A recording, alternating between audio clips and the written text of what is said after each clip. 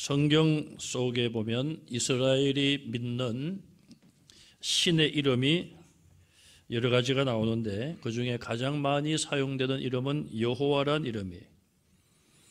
그 이름은 오늘 우리가 믿는 신의 이름과 동일합니다.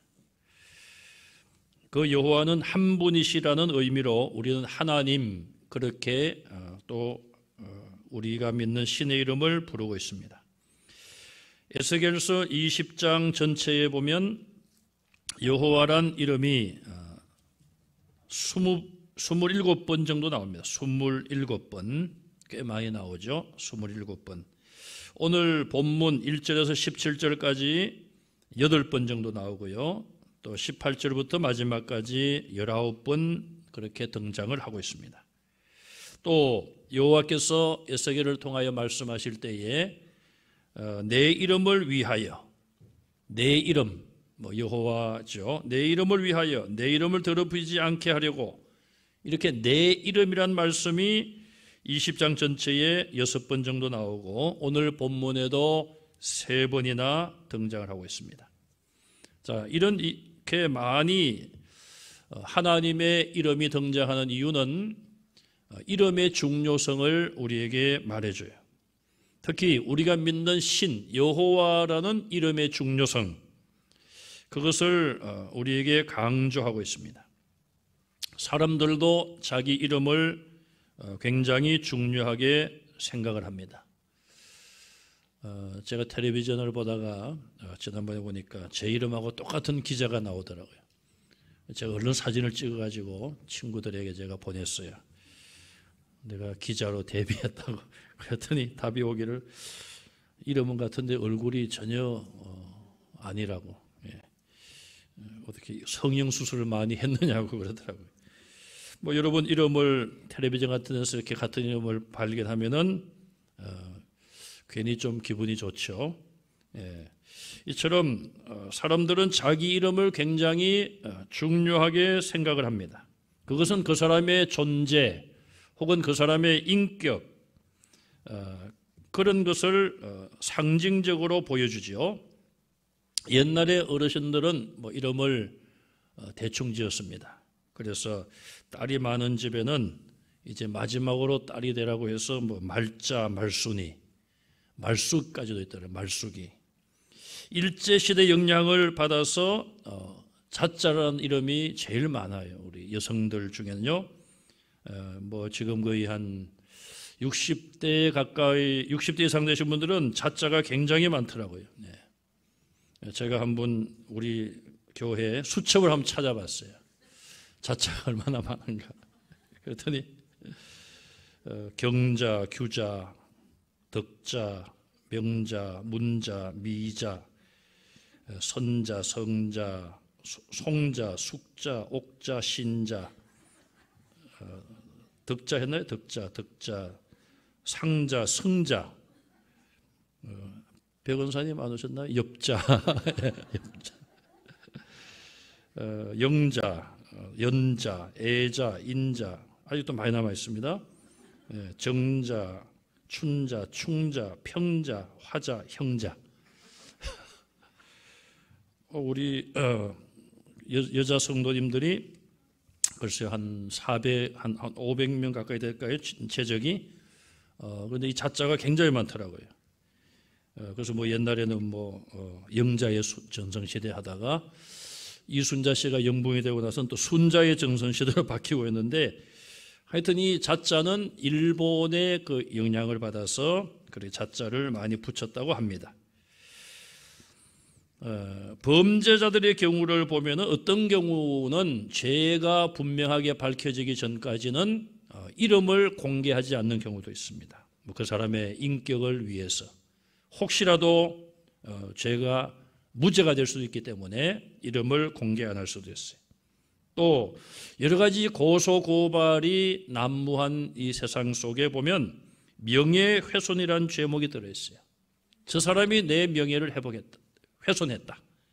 그 명예 속에는 그 사람의 인격, 이름, 그 사람 자체, 그러니까 그 사람의 이름은 곧 그 사람을 말하기 때문에 명예훼손이다. 자, 그런 죄목으로 고소 고발을 하기도 해요. 최근에 보니까요, 사자 명예훼손이라, 죽은 자에 대한 명예훼손, 그것으로 또 고소 고발하는 경우도 있더라고요. 결국 명예라고 하는 것은 자기 이름과 자기의 인격, 이것과 깊은 연관이 있습니다. 우리가 하나님 앞에서 따져본다면 모두가 죄인임에 분명해요.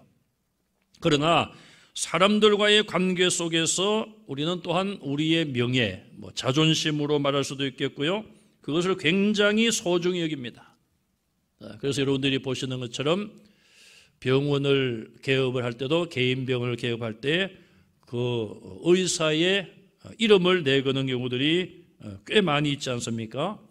병원이나 치과나, 또 변호사 사무실도 변호사 그 사람의 이름을 내걸고, 회계사, 법무사 다 이렇게 자기 이름을 많이 내걸더라고요. 그런데 제가 아무리 지금까지 경험을 이렇게 더듬어 봐도 교회는 자기 이름 걸고 하는 목회하는 사람이 아무도 없어요. 그런데 이 교회가 타락을 하게 되면요, 이단으로 되면은 그 교주의 이름이 나오죠. 문선명의 통일교, 이런 식으로, 또 이만희의 신천지. 결국은 이 교회는 예수님이 머리가 되시고 하나님이 교회의 주인이신 거죠. 그러니까 인간의 이름을 감히 내걸 수가 없어요. 어쨌든 사람들은 이렇게 자기의 이름 석자를 굉장히 중요시하기도 하고, 또 그 이름 석자가 좀 높아지고 인정받기를 원하는 그런 본성이 우리에게 있습니다. 하물며 죄가 없으시고 또 모든 만물을 창조하시고 다스리고 통치하시는 하나님의 이름은 얼마나 소중할까요? 그런데 이스라엘이 이 하나님의 그 높으시고 영광스러운 이름을 더럽히고 하나님의 영광을 가리는 그런 생활을 했습니다. 그래서 하나님께서는 오늘 본문에 내가 내 이름을 더럽히도록 그냥 두지 않겠다, 그런 하나님의 각오라고 할까요? 경고라고 할까? 그런 말씀들이 오늘 본문에 몇 차례 나오고 있습니다. 자, 그러면 우리가 먼저 생각할 것은 여호와란 이름의 의미를 한번 찾아보겠습니다. 수년 전에 수요 예배 때 기독교 교리를 그 1년 정도 말씀을 전하면서 이제 다 공부를 한 건데 다 잊어먹었을 겁니다. 자, 성경에 나오는 하나님의 이름, 어떤 이름이 성경에 나오는가? 그 중에 많이 나오는 이름 4가지 정도를 찾아보면, 첫째는 엘로힘, 엘론. 엘이란 말이 들어가면 하나님이란 의미가 있습니다. 이스라엘도 마찬가지고 여기 엘로힘, 엘론, 이제 같은 어근을 가진 하나님을 지칭하는 이름인데, 그 의미는 창조주, 강력한 신, 두려워해야 될 분, 우리 생명을 만드신 분이니까 우리가 두려워해야 될 분이죠. 두 번째, 아도나이, 이거는 주님이라는 의미, 주님, 위대하신 우리의 주인, 전능하신 주인, 통치자, 그런 의미로 아도나이. 세 번째는 엘샤다이, 영원하신 권세자. 마지막 4번째가 오늘 본문에 많이 등장하고 있는 여호와. 이 여호와는 공동 번역에 보면은 야훼로 나오죠. 야훼란 말을 이제 우리나라 말로 번역을 하는 과정에서 여호와라는 이름으로 만든 거예요. 그러니까 이 야훼나 여호와는 같은 말인데 성경에 어느 정도 등장을 하는가? 여러분 놀라지 마세요. 6,000번 정도 나온다는 거예요. 6,000번 정도. 굉장히 우리가 생각하는 것보다 많이 나와요. 오늘 여기 20장에서만 27번이나 나온다고 그랬잖아요. 성경 전체에 그렇게 여호와라는 이름이 많이 나오고 있습니다. 그리고 이 여호와, 야훼라는 뜻은 뭐냐?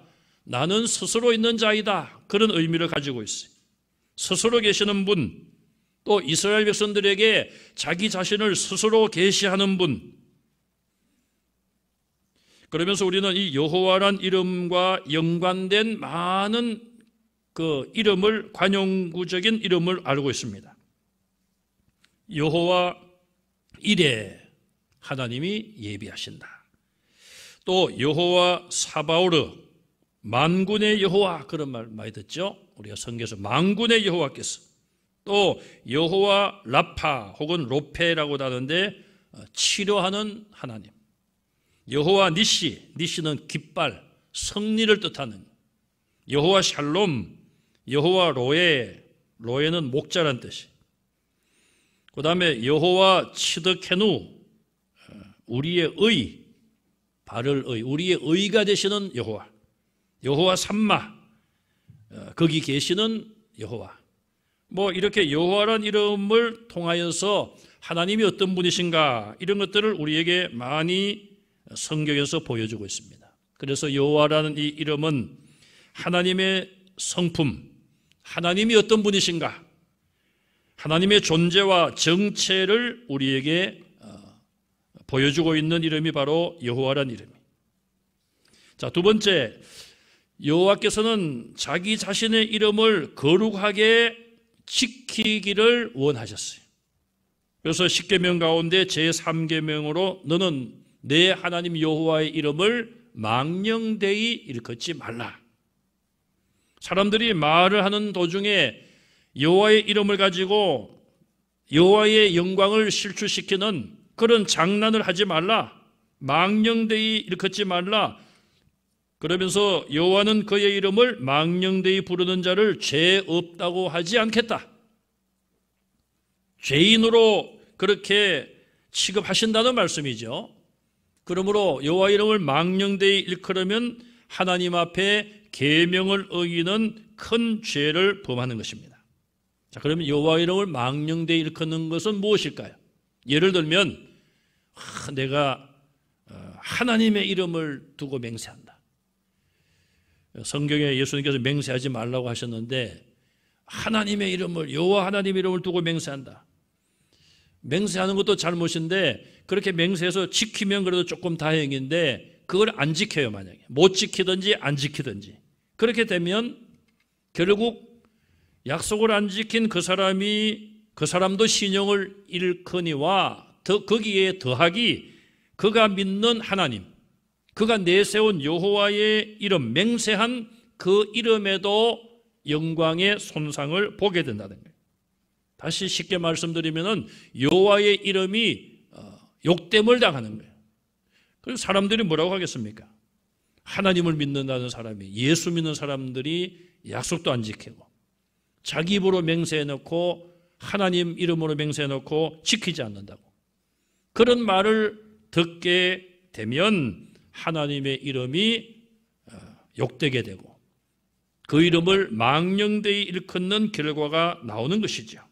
그래서 3계명을 어기면은 다른 계명을 어긴 거와 똑같은 결과를 가져오는 거예요. 살인하지 말라, 간음하지 말라, 도둑질하지 말라.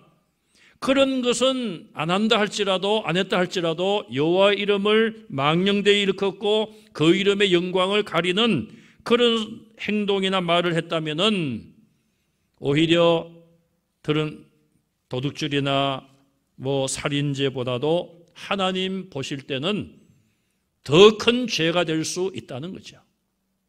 10가지 계명이 다 중요한 계명입니다만은 어쨌든 하나님께서 그래도 순서를 주실 때는 중요성을 생각하지 않았겠습니까? 그래서 1계명부터 4계명까지는 하나님께 대한 계명이니까 더 중요하고 우선적으로 주신 것이고 5계명부터 마지막 10번째 계명은 인간과의 관계 속에서 지켜야 될 계명인데 역시 순서를 정해서 하나님이 주신 거예요. 여호수아 7장 9절에 보면 여호수아가 아이성과의 전쟁에서 패배하죠. 그리고 너무 충격을 받았어요. 아니 여리고 성도 우리가 무너뜨렸는데 아이성은 너무 작은 성이고 그래서 군대도 3,000명을 보내면 충분히 이길 수 있다고 생각했는데 패배했습니다. 그래서 이 여호수아가 할 말을 잃고 하루 종일 하나님 앞에 엎드려 있다가 이제 오후 늦은 시간에 되어서 입을 열어 기도하면서 이런 기도를 합니다. 주의 크신 이름을 위하여 어떻게 하시려 하나이까?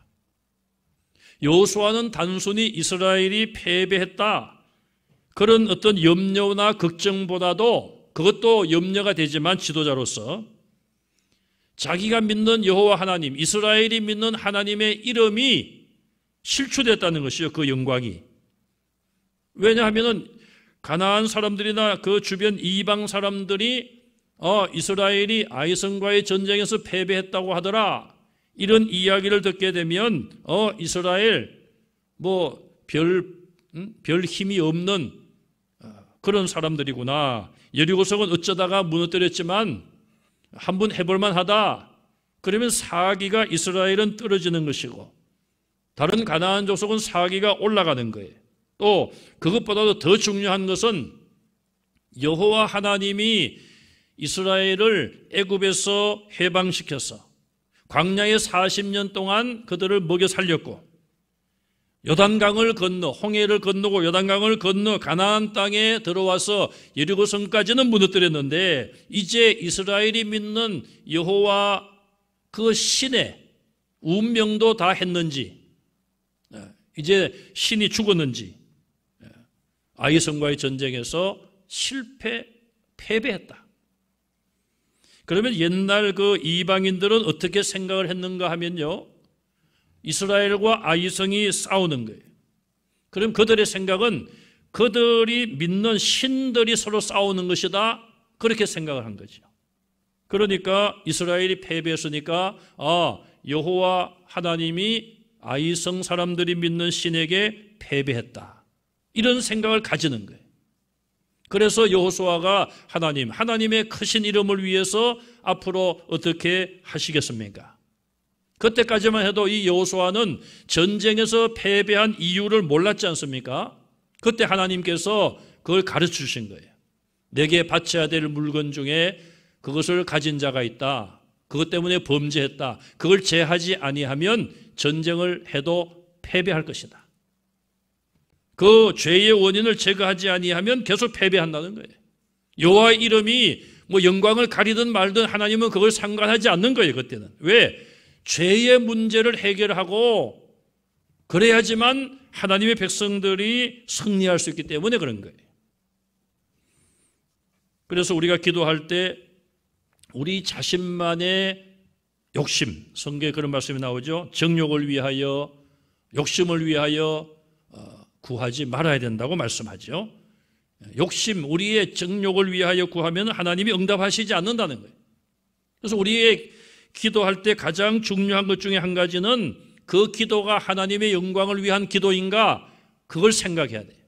그래서 기도도 그냥 내게 필요한 것 별 생각 없이 자꾸만 구할 것이 아니라, 그래서 성경에 보면 이방인처럼 중언부언하고 말을 많이 해야지만 하나님이 들으시는 것처럼 생각하지 말라는 거예요. 그래서 우리가 기도할 때도 좀 생각을 하면서 하나님께 기도할 필요가 있습니다. 그래서 우리가 생각을 하면서 우리 자신을 돌아보고 또 내 영광이 아니라, 내 욕심이 아니라 하나님의 영광, 여호수아처럼 하나님, 지금 하나님의 이름이 지금 땅에 떨어지려고 합니다. 그러니 우리를 도와주셔서 하나님이 다시 높임을 받게 해주십시오. 그런 기도를 우리가 배워서 해야 된다는 것이죠. 자, 이처럼 여호와의 이름이 높임을 받는 것은 굉장히 중요한 의미가 있는 것입니다. 그래서 예수님께서 너희 빛을 사람들에게 비치게 하여 저희로 너희 착한 행실을 보고 하늘에 계신 너희 아버지께 뭘 돌리게 하라고요? 영광을 돌리게 하라. 우리가 이 땅에서 착하게 하나님 말씀대로 사랑을 실천하며 사는 이유가 우리가 높임받는 것이 아니라 하나님께서 영광을 얻게 하려고 그렇게 빛의 자녀로 착한 행실을 하면서 살라고 말씀하고 있는 거예요. 그래서 성도들이 착하고 다른 사람에게 사랑을 베풀며 칭찬을 받으며 살면 예수님, 하나님의 이름이 높아지는 것이고, 그 반대로 살면은 예수님, 하나님의 이름이 낮아지는 거예요. 우리는 하나님께서 오늘 본문에 내가 내 이름을 더럽히도록 그냥 두지 않겠다, 이 말씀을 마음에 꼭 기억하시고 하나님의 이름을 높이는 삶이 되시기를 간절히 바랍니다. 그 다음에 이스라엘이 여호와의 이름을 욕되게 한 내용이 무엇인가? 이스라엘은 그럼 어떻게 함으로 여호와의 이름을 욕되게 했습니까? 자, 오늘 본문에 보시면 하나님은 이스라엘을 선택하시고 그들에게 맹세까지 하시면서 약속을 하십니다. 너희가 이렇게 살아라, 그러면 내가 복을 주겠다. 그런 많은 약속을 그들에게 주셨어요. 이걸 다른 말로 하면 언약이라고도 하죠. 언약. 그래서 우리가 다윗에게 주신 언약, 모세에게 주신 시내산 언약, 그런 여러 가지 언약을 말씀합니다. 하나님이 맹세하여 약속으로 주신 것. 그러니 이스라엘은 다른 나라와 비교해 보면은 하나님의 사랑을 먼저 받았고 또 얼마나 많이 받았습니까? 5절, 6절에 계속 보시면 하나님이 그들을 선택하시고 내버려 두신 것이 아니라 인도하시고, 광야에 40년 동안 그들을 목자가 양을 인도하듯이 인도하셨지 않습니까? 그런데 왜 이스라엘은 여호와 이름을 어떻게 욕되게 했습니까? 첫째는 가증한 것을 버리지 않고 가증한 일을 했다. 가증한 것을 버리지 않았단 말은 우상을 버리지 않았단 말이에요. 가증한 일을 했다는 것은 그 가증한 우상을 숭배했다는 거예요. 너희는 어떤 모양이든지 만들지 말고 거기에 절하지 말라. 이것이 두 번째 계명 아닙니까? 그런데 이 두 번째 계명을 그들이 지키지 않았다는 거예요. 여호와 보시기에 그들이 우상을 만들고 우상에 절하는 것은 가증스러운 일이에요. 가증한 그런 죄악이다가 말입니다. 이스라엘이 섬기는 그 하나님은 유일하신 참신이시고 가장 거룩하시고 전능하신 창조주이시며 통치자이신 하나님이십니다. 그런데 그 하나님을 높이지 않고 그들이 가나안 땅에 들어가서 가나안이 섬겼던 우상과 이방신들을 수용하고 섬긴 가증한 일을 그들이 행했음을 오늘 본문은 지적하고 있습니다. 오늘 우리의 삶도 마찬가지입니다. 하나님을 가장 높이고 정말 그분을 두려움으로 섬기고 때로는 아버지로 친근하게 그분과 긴밀하게 교제하고, 자, 이런 삶을 우리가 힘써야 되는데 앞서 말씀드린 것처럼 불신자들이 우리의 모습을 보고 하나님을 믿는 자들이 왜 저렇게 사느냐, 그런 비판을 받게 된다면 정말 우리의 삶은 하나님의 자녀답지 못한 삶이 되고 만다는 것이죠. 하나님의 이름을 더럽히는 결과를 가져오게 되는 거예요. 하나님보다 세상을 더 사랑하고 결국 그것을 성경은 우상이라고 우리에게 경고하고 있습니다. 내가 하나님과의 관계에서 하나님보다 더 앞세우는 것이 과연 무엇인가? 하나님보다 더 의지하는 것은 무엇인가? 그 모든 것이 우상이 될 위험이 있다는 거예요. 이스라엘은 여호와 하나님보다도 다른 것들을 더 사랑하고 우선시했습니다. 그래서 여호와의 이름을 욕되게 했어요.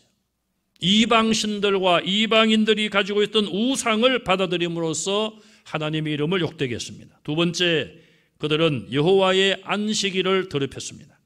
12절에 보시면은 여호와 하나님은 이스라엘을 거룩하게 하시는 하나님이십니다. 그래서 이스라엘을 거룩하게 하시고 또 그들에게 안식일을 주셨습니다. 안식일에 대한 계명은 제4계명이죠. 안식일을 기억하여 거룩하게 지키라 그랬어요. 왜냐하면 그날은 여호와의 안식일이라고 그랬어요. 하나님이 안식하신 날 너희도 안식하라. 내가 복주고 거룩하게 한 날이다. 그렇게 안식일을 제정하신 하나님께서 이스라엘에게 말씀을 하셨어요. 그러므로 이 안식일은 하나님의 날이기 때문에 거룩한 날이에요. 하나님이 거룩하시니까. 그런데 안식일을 범하게 되면은 결국 하나님의 거룩성이 오염된다. 그것을 오늘 본문은 말씀하고 있어요. 13절에 나의 안식일을 크게 더럽혔다. 16절에도 같은 지적을 하고 있습니다. 자, 결국 이스라엘이 여호와의 이름을 더럽힌 것은 하나님의 이름을 결국 높이지 못했고 하나님의 영광을 가리는 우상을 숭배하고 허용하는 그런 잘못을 범했고 또 안식일을 온전히 거룩하게 지키지 못함으로 인하여 결국 하나님을 욕되게 했다. 하나님은 그렇게 말씀을 하시면서 내가 이제는 더 이상 너희가 안식일을 더럽히고 내 이름을 더럽히는 것을 그냥 두지 않겠다. 이렇게 무섭게 경고하고 있습니다. 하나님은 이스라엘을 많은 민족 가운데 선택하시고 그들에게 계명을 주시고 그들을 통하여 이방, 열방 모든 백성들에게 하나님을 전하기를 원했습니다. 그런데 이스라엘은 그 사명을 감당하지 못하고 자기들 앞가림도 못한 것이죠.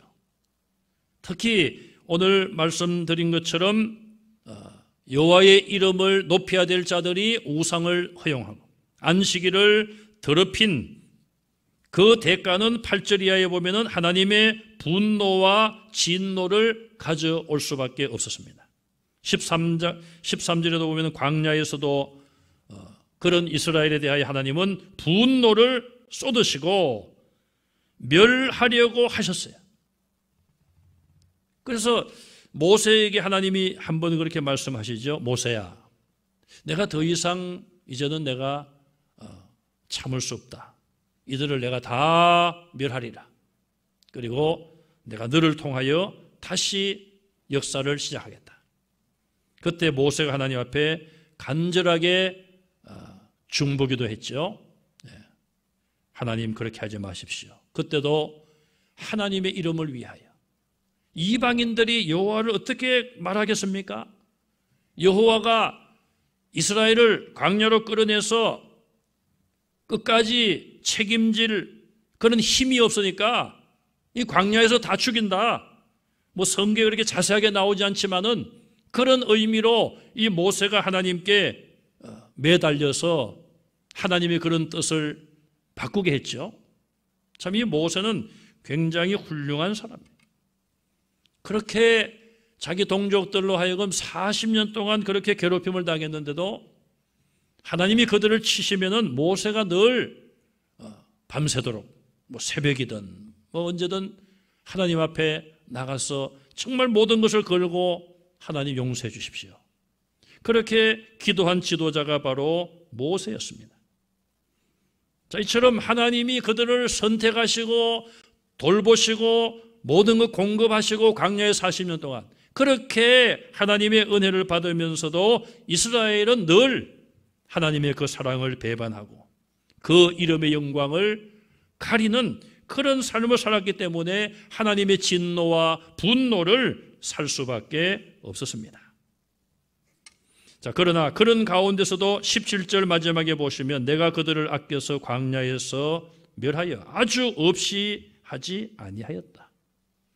광야에서 그냥 다 없애려고 하셨는데 그래도 그들을 살려주신 것이죠. 긍휼을 베푸신 하나님이십니다. 이 긍휼의 하나님께서 오늘 본문 1절에서 3절에 보시면은 이스라엘의 지도자들인 장로들이 에스겔 선지자를 찾아옵니다. 그리고 그 앞에 앉아서 우리가 여호와께 물으러 왔다. 하나님의 뜻을 물어보러 왔다는 것이죠. 그때 하나님께서 에스겔에게 말씀하십니다. 저들이 내게 묻는 것을 나는 허락하지 않는다. 그 말씀은 그들이 어떤 일을 놓고 하나님 앞에 이제 여쭌다 할지라도 하나님이 대답하시지 않겠다는 거예요. 그 이유가 무엇입니까? 그들이 아직까지도 가정한 것을 버리지 않고 가정한 행동을 하면서 이중적인 그런 마음을 가지고 필요할 때만 하나님을 찾아오니 하나님께서 저들로 하여금 내게 묻는 것을 내가 허락하지 않겠노라. 만약에 물어도 응답하지 않겠다는 하나님의 선포예요. 그러면서 너희가 내 이름을 더럽히고 안식일을 더럽혔다. 그들의 잘못을 지적하고 있습니다. 하나님이 우리를 만드신 목적은 무엇일까요? 우리로 하여금 하나님을 찬송하게 하시려. 찬송은 하나님께 영광을 돌리는 거예요. 달리 표현하면 우리를 통하여 영광을 받으시려고 우리를 창조하셨어요. 또 하나님의 찬송이 되게 하려고 우리를 창조하셨어요. 그 말은 우리의 삶을 통하여 하나님이 높임을 받아야 된다는 거예요. 그것이 우리의 존재의 이유입니다.